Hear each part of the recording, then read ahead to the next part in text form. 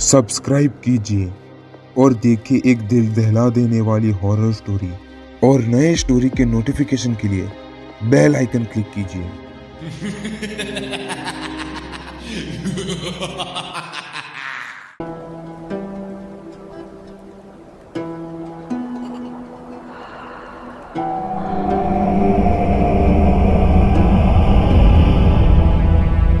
रात की खामोशी में कोई नाम पुकारे,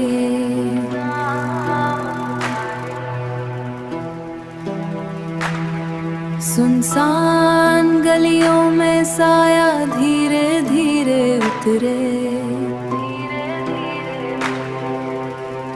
हवा भी रुक जाए, डर दिल में समा जाए।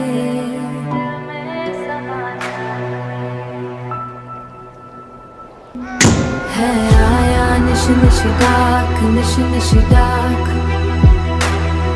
कोई पास को निश निश डाक, निश निश डाक।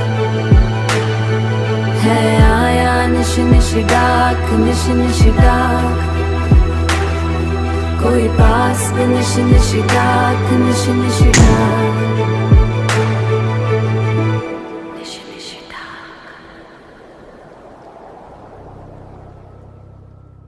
अमावस की कातिल रात थी। गांव पर एक अजीब सा सन्नाटा छाया हुआ था। ठंडी का मौसम शुरू हो चुका था और दूर मंदिर की टूटी हुई घंटियों की धीमी आवाज अंधेरे में गूंज रही थी।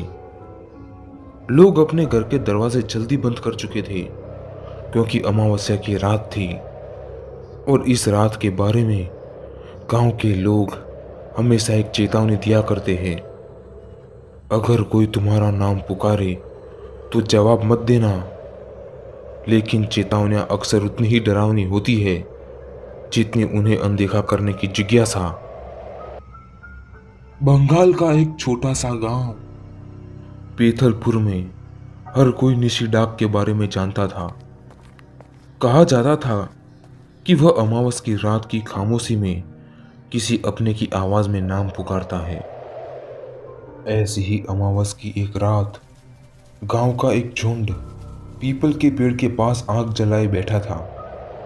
सर्द हवाएं चल रही थी। गांव का वो झुंड आपस की बातें कर रहा था कि इतने में ही भरत बोला, भाई, गांव में अब कोई दिख नहीं रहा। लगता है कि सब सो गए हैं। अब हमें भी घर जाना चाहिए। घर में सब परेशान हो रहे होंगे, ऊपर से आज अमावस भी है।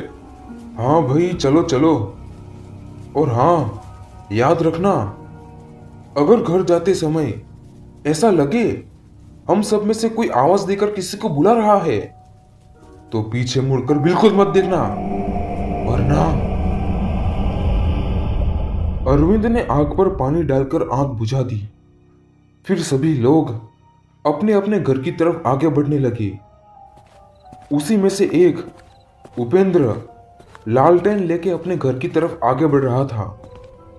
उपेंद्र मन में सोच रहा था कि चाहे कुछ भी हो जाए, मुझे पीछे मुड़कर नहीं देखना है। कोई भी पुकारे, मुझे जवाब नहीं देना है। इतनी रात में मुझे कोई पुकार ही नहीं सकता। कान बंद और सीधे घर की तरफ चलो। दादा, मुझे बचाओ। नीतू, ये तो नीतू की आवाज है। वो मुसीबत में है। उपेंद्र ने पीछे मुड़कर देखा तो वहां कोई नहीं था। क्या क्या हुआ मेरी बच्ची? कहां है तू? तभी उपेंद्र का दिल जोर जोर से धड़कने लगा। ये क्या कर दिया मैंने उसकी पुकार का जवाब दे दिया।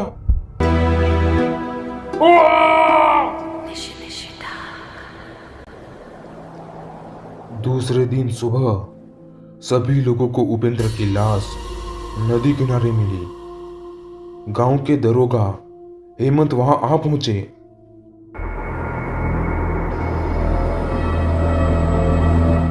इसकी मौत कैसे हुई? शरीर पर कोई जख्म नहीं, ना कोई सबूत, ना कोई गवाह।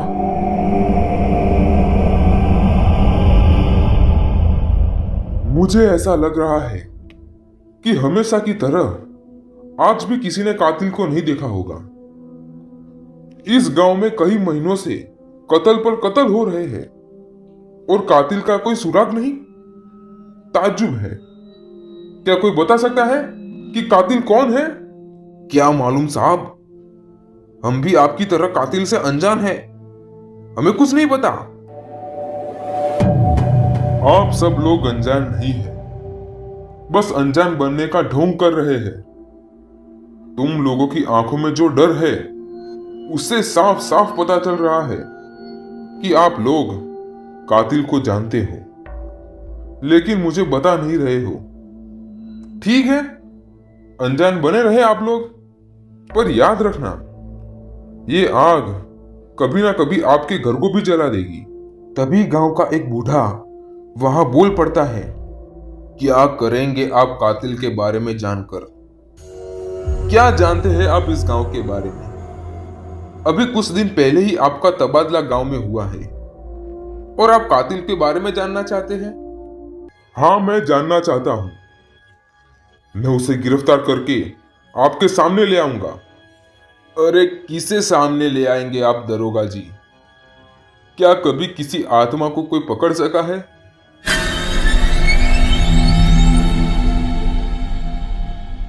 क्या आत्मा?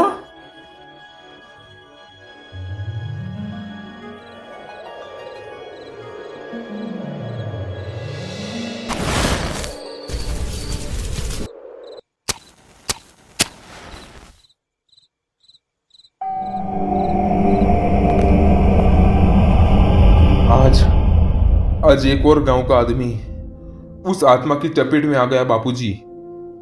आखिर कब तक ये सब चलेगा? अब ये गांव रहने लायक नहीं रहा। हाँ बकुल, अब इस गांव में हम नहीं रहेंगे। आज कोई मरा, कल और कोई मरेगा और ये सिलसिला बंद नहीं होने वाला। हम कुछ ही दिनों में ये घर और यहां की जमीन बेचकर तेरे भाई रघु के साथ शहर चले जाएंगे।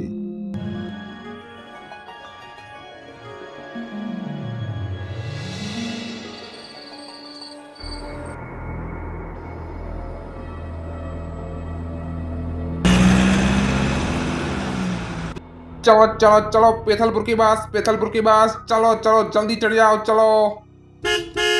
रघु हड़बड़ाहट में पेथलपुर की बस में चढ़ गया। देर शाम पेथलपुर के बस स्टॉप पर बस रुकी और रघु बस में से उतरकर सीधे अपने घर की तरफ आगे बढ़ने लगा। उसके चेहरे पर उसके काका और छोटे भाई बकुल को मिलने की खुशी साफ साफ झलक रही थी। आज पूरे 4 साल बाद गांव आया हूं। सब कुछ वैसे का वैसा ही है जैसा पहले था। वही चूल्हे की खुशबू, वही गायों की आवाज, शाम की आरती और बिना लाइट पंखे की रात।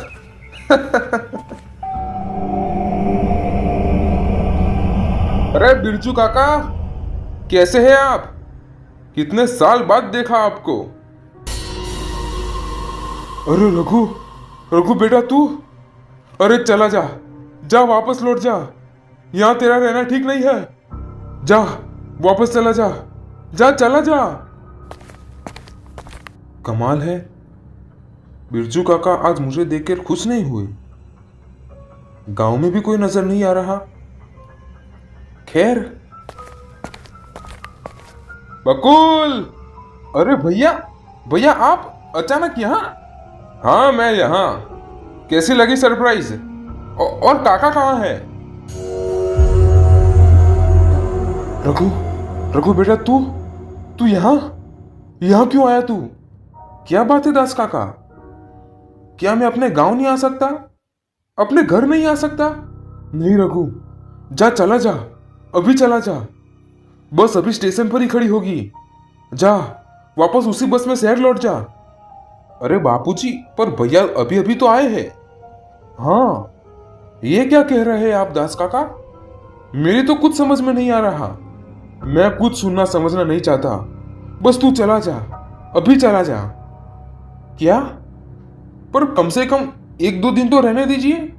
अरे इस गांव में पल भर रुकना भी ठीक नहीं है। और और तू पूरे 2 दिन रुकने की बात कर रहा है बेटा? जा जा चला जा। नहीं काका, मैं यहां से कहीं नहीं जाने वाला। हे भगवान, बड़ा जिद्दी है तू। ठीक है बेटा, तुझे गांव में रहना है तो रह ले, पर मेरी एक शर्त है, तू रात में गांव के बाहर नहीं जाएगा। खा मेरी कसम। ठीक है काका। आपकी कसम, मैं रात में बाहर नहीं जाऊंगा। अब तो खुश है ना आप? ठीक है बेटा, जा हाथ मुंह धो ले, मैं खाना लगाता हूं। बकुल, रघु बहुत जिद्दी लड़का है। वो हमेशा बाल की खाल निकालने पर तुला रहता है। बकुल, उसे इस गांव की घटनाओं और उसके पिता की मौत के राज के बारे में कुछ नहीं पता चलना चाहिए। वो जरूर इसी वजह से इसी बात का पता लगाने गांव आया है।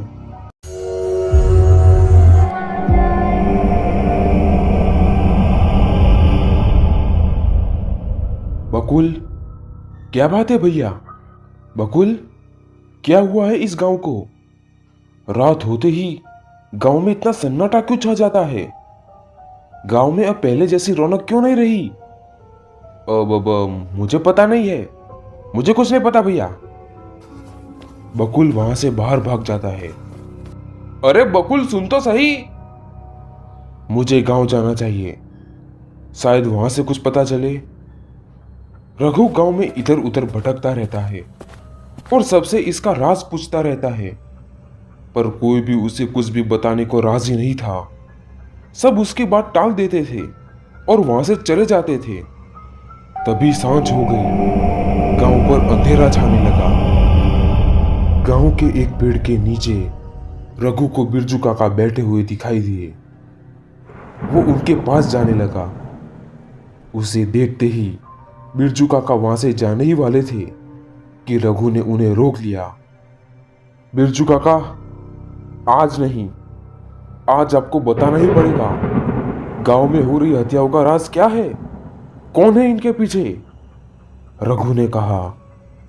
जिद मत कर रघु, जा, चला जा, जा अपने घर। तेरा काका भी पागल है जो तुझे यहां रहने दे रहा है।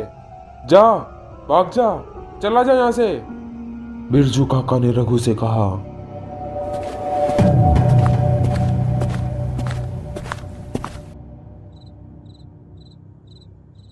अरे बकुल, रात होने वाली है, जा देख तो रघु अब तक घर क्यों नहीं आया। दास काका ने बकुल से कहा। जी बाबूजी, मैं भैया को लेकर अभी आता हूं। बकुल ने कहा।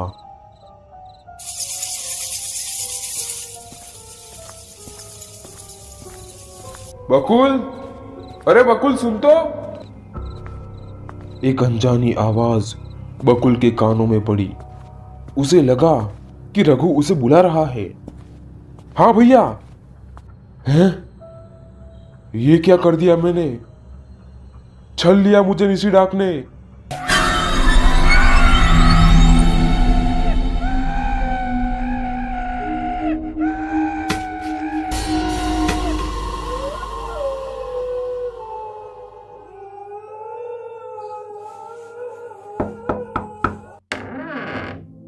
अरे रघु, तू? बकुल नहीं आया तेरे साथ? क्या वो तुझे मिला नहीं? दास काका ने रघु से पूछा। नहीं दास काका, बकुल मुझे नहीं मिला। कहां गया वो? वो तो तुझे ढूंढने आया था। मैंने तुझे कहा था ना, रात होने से पहले घर आ जाना। न जाने क्या हो गया होगा मेरे बकुल को। मैं जा रहा हूं उसे ढूंढने। अरे काका, दास काका, सुनिए तो सही, मैं भी आ रहा हूं। पूरा गांव बकुल को ढूंढने में लग जाता है। सभी लोग जलती मशाले लेकर बकुल बकुल चिल्लाते हुए उसे यहां वहां खोज रहे थे कि तभी एक जगह पर एक आदमी पड़ा हुआ था। दास, वहां देख, वहां कोई पड़ा है। क्या वो बकुल तो नहीं?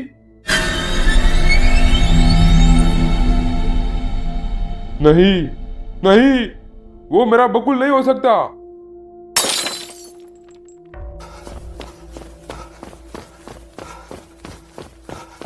उस आदमी को पलटाने के लिए दास काका के हाथ कांप रहे थे और जैसे ही दास काका ने उसे पलटाया तो वो बकुल ही था, पर बेजान। बकुल, बकुल नहीं, बकुल नहीं। ये क्या हो गया बकुल? बकुल, मेरे भाई जवाब दे, बकुल जवाब दे। अरे अब ये जवाब नहीं देने वाला, ये मर चुका है। निसी डाक ने इसका भोग ले लिया है। क्या बेकार बात कर रहे हैं आप काका? कौन निसी डाक? कैसा भोग? बकुल जिंदा है, अभी बोलेगा ये। बकुल उठ। नहीं बोलेगा रघु, नहीं बोलेगा अब ये। तुझे पता नहीं है कि निसी डाक कौन है। तेरे बाप को भी उसी ने मारा था और आज तेरे भाई को भी इसी ने मारा है। दोनों मौत का कारण तू ही है, तू ही है। बकुल। क्या क्या काका? पिताजी की मौत? ये क्या कह रहे हैं आप? बिरजू काका, अब समझाइए काका को, ये क्या बोल रहे हैं वो? ये सही कह रहा है रघु। बरसों पहले जब तू छोटा था तब रात में बाहर खेलने चला गया था और तेरा बाप तुझे ढूंढने निकला था, पर वो कभी घर नहीं लौट पाया।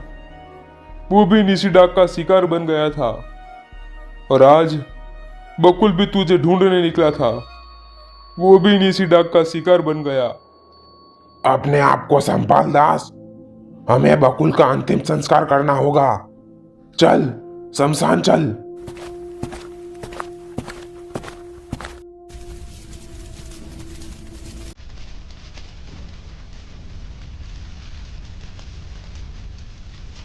रघु बेटा, तेरी भलाई के लिए कह रहे हैं हम। जा, शहर लौट जा, नहीं तो। नहीं काका, मैं दास काका को अकेले छोड़कर शहर नहीं जा सकता। अब तो मैं पता लगा कर ही रहूंगा कि ये निसी डाक कौन है।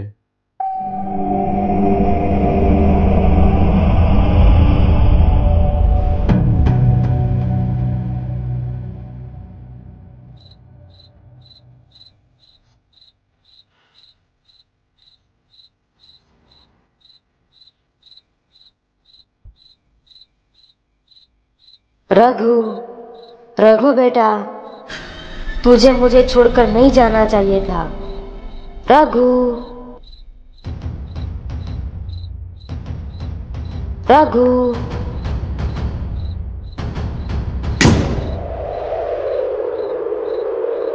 रघु खिड़की से बाहर देखता है, पर वहां कोई खड़ा नहीं था।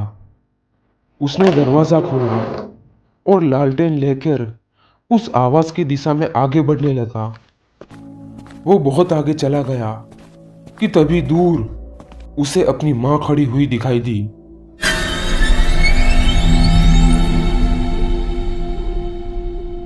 मां?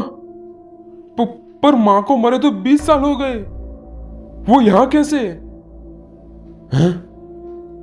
कहीं ये निसी डाक तो नहीं? रघु वहां से भाग जाता है।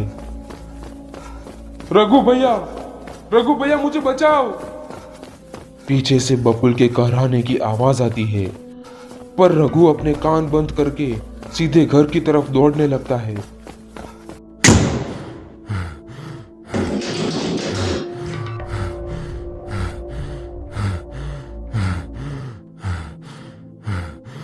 क्या क्या हुआ रघु? कुछ नहीं काका, कुछ नहीं। फिर तू इतना डरा हुआ क्यों है? तेरी ये हालत कैसे हुई? तू इतना पसीना पसीना क्यों हो गया बेटे? बोल, जवाब दे। मैं उस आवाज के पीछे गया था काका। क्या तू पागल तो नहीं हो गया रघु? तेरा दिमाग तो ठिकाने पर है? मरना चाहता था तू? बोल, तू क्या चाहता है? इस उम्र में मैं अपने 2 बेटों की अर्थी उठाऊं? नहीं काका, नहीं। रघु बेटे, तुझे मेरी कसम है, जा, लौट जा, कल के कल शहर लौट जा। काका, आप ये चाहते हैं कि मैं शहर लौट जाऊं? तो फिर बता दो कि ये राज क्या है, क्यों गांव में लोग मरते आ रहे हैं, और ये कौन सी आवाज है जो सबको सुनाई देती है, और जवाब देने वाला कभी लौटकर नहीं आता। जवाब दो काका, जवाब दो। वो आवाज नहीं है रघु, वो एक भटकती हुई आत्मा है, मंगली की आत्मा। क्या? मंगली की आत्मा? हाँ, मंगली की आत्मा। मंगली? कौन मंगली? मंगली इसी गांव में रहती थी। बहुत कम उम्र में उसकी शादी शंभुनाथ से हो गई थी, पर शादी के कुछ ही महीनों में वो विधवा हो गई। उसके पास शंभुनाथ की एक जमीन थी जिसे वो किसानों को भाड़े पर दिया करती थी, जिससे उसका गुजारा चलता था। पर गांव के जमींदार की नजर उसकी जमीन पर थी। जमींदार उसकी जमीन हड़पना चाहता था, इसलिए वो एक दिन मंगली के घर गया। देख मंगली, तेरे पति ने मुझसे बहुत सारा कर्ज लिया था, पर उसे लौटाने से पहले ही वो चल बसा, और कर्ज का एक पैसा भी उसने मुझे नहीं दिया। इसलिए मैं उसकी जमीन अपने कब्जे में ले रहा हूं। तेरे पति ने मुझसे जो कर्ज लिया था उसके साथ में सूद जोड़कर तेरी जमीन से ज्यादा रुपए होते हैं। अब वो जमीन पर मेरा हक है, और साथ में इस घर पर भी। पर मंगली ने इस बात को मानने से साफ साफ इनकार कर दिया कि उसके पति ने जमींदार से कोई कर्ज लिया था। पर वो ये बात साबित न कर सकी, क्योंकि शंभुनाथ मर चुका था। जमींदार ने मंगली और शंभुनाथ के माँ बाप को धक्के मारकर उस घर से और जमीन से बाहर निकाल दिया। मंगली ने पंचायत बुलाई, पर सरपंच जमींदार का भाई था। पंचायत में उसकी एक न चली। इस बात से गुस्सा होकर जमींदार ने मंगली और शंभुनाथ के परिवार का दाना पानी बंद करवा दिया। गांव का हर आदमी जमींदार के रहमो कर्मों पर पड़ने वाला था, इसलिए किसी ने भी मंगली की मदद नहीं की। मंगली उसके परिवार के साथ दर बदर भटकती रही, पर किसी ने उसकी मदद नहीं की। 5-6 दिनों की भूख की वजह से शंभुनाथ के माँ बाप मर गए। मंगली गांव में खाना मांगने के लिए भीख मांगती रही, पर किसी ने उसे खाना तो क्या, एक बूंद पानी भी नहीं दिया। और एक दिन इसी प्यास के कारण मंगली की अकाल मौत हो गई। और उसके कुछ दिनों बाद ही गांव के सरपंच और जमींदार की अकारण मौत हो गई। इन दोनों की मौत के बाद गांव में मौत का सिलसिला शुरू हो गया।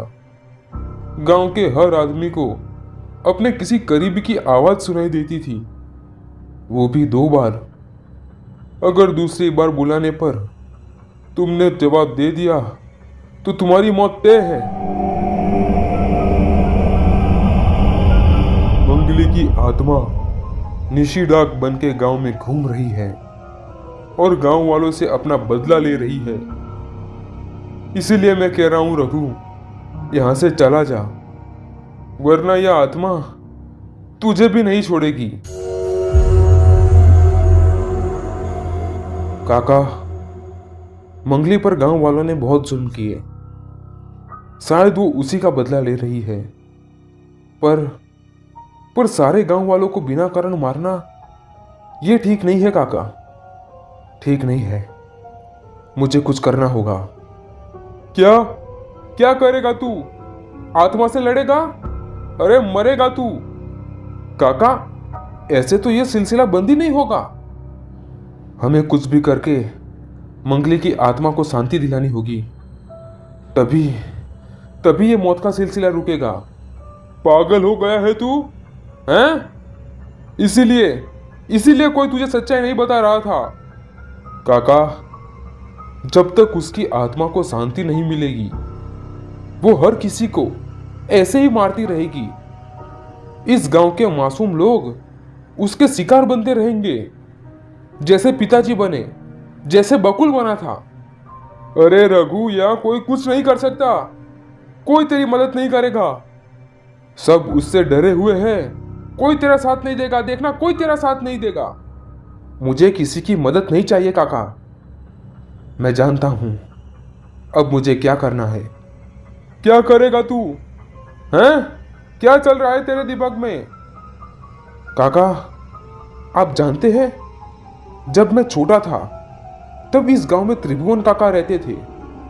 वो तंत्र किया करते थे, वो मेरी मदद जरूर करेंगे। पर त्रिभुवन तो मर चुका है। क्या त्रिभुवन काका मर गए? तो अब मंदिर में पूजा कौन करता है? उसका बेटा त्रिमणि, वो पूजा करता है। और जहां तक मैंने सुना है, वो थोड़ी बहुत तंत्र क्रिया भी जानता है। मैं तुम्हारे साहस की प्रशंसा करता हूं रघु, पर निशिडाक का साया या प्रभाव यह हटाना बहुत कठिन माना जाता है, क्योंकि वो बहुत चालाक प्रेतात्मा होती है। उससे सिर्फ बचा जा सकता है। नहीं नहीं त्रिमणि जी, हमें बचना नहीं है, हमें इसे जड़ से खत्म करना होगा। हमें मंगली की आत्मा को शांति दिलानी ही होगी।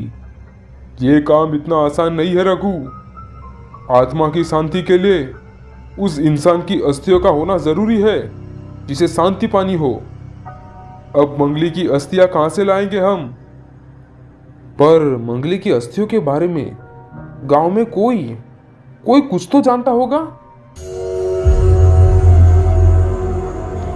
मंगली के माँ बाप वो जरूर जानते होंगे। और जहां तक मुझे याद है, मंगली के मरने के बाद किसी ने उसके माँ बाप को खबर दे दी थी, पर उसके माँ बाप तो कोंकण में रहते हैं।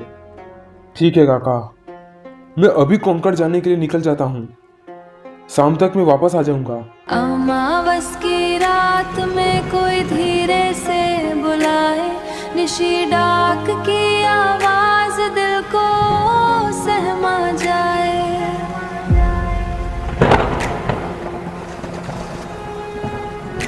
नाम लेकर पुकारे जैसे अपना ही कोई, जैसे लेकर पुकारे जैसे अपना ही कोई। मुड़ के देखो तो पीछे खड़ा साया होई। नहीं, हम नहीं देंगे उसकी अस्थियां। उस गांव ने मेरी बेटी को मुझसे छीन लिया। मैं उस गांव की मदद हरगिज नहीं करूंगा, हरगिज नहीं करूंगा। काका, मैं मानता हूं गांव वालों ने मंगली के साथ ठीक नहीं किया, पर अब निर्दोष लोग मारे जा रहे हैं। क्या आप ये चाहते हैं कि आप ही की तरह कोई माँ बाप अपने बेटों से बिछड़ जाए? रघु के लाख मनाने पर मंगली के माता पिता मान गए और उन्होंने रघु को मंगली की अस्थियां दे दी, जिसे लेकर रघु वापस पेथलपुर त्रिमणि के पास आ गया। ले आए तुम मंगली की अस्थियां? ये काम अच्छा हो गया। अब हमें अमावस की राह देखनी होगी। उसी रात मैं हवन करूंगा और मंगली की आत्मा को मुक्ति दे दूंगा। तुम सभी गांव वालों को तैयार रखना, पर अमावस तक तुम सबको मेरी ये चेतावनी बता देना।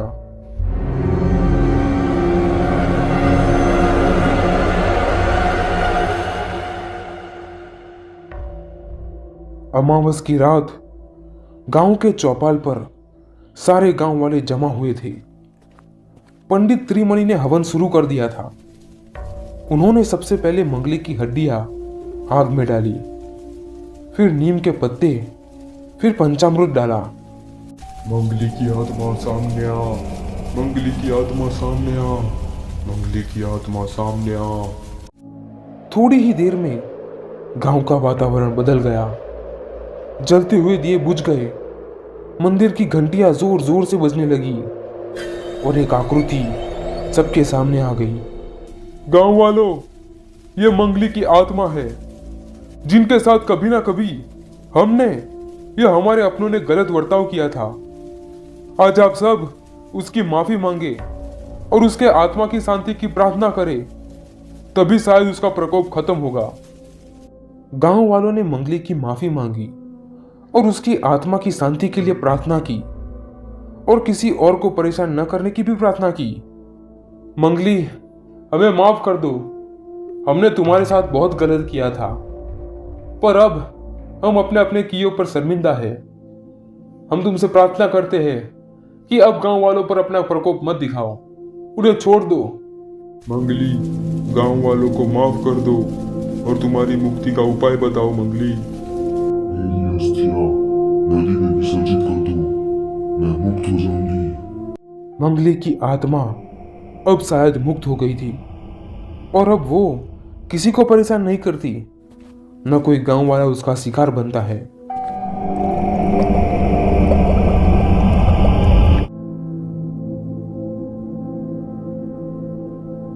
जग लगी सैया तारा भांग की पिसाई में, अज कितना दर्द हुआ, हमारी कलाई में कितना दर्द हुआ।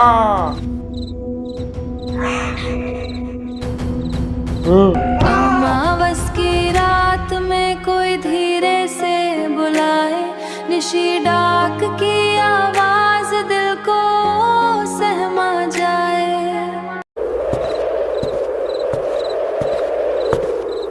डरावनी कहानियां तुम्हारे दिल की धड़कनों के साथ खेलती है। अगर तुम्हारे दिल की धड़कनें भी तेज हो तो वीडियो को लाइक और कमेंट करके बता देना कि तुमने भी डर को महसूस किया है।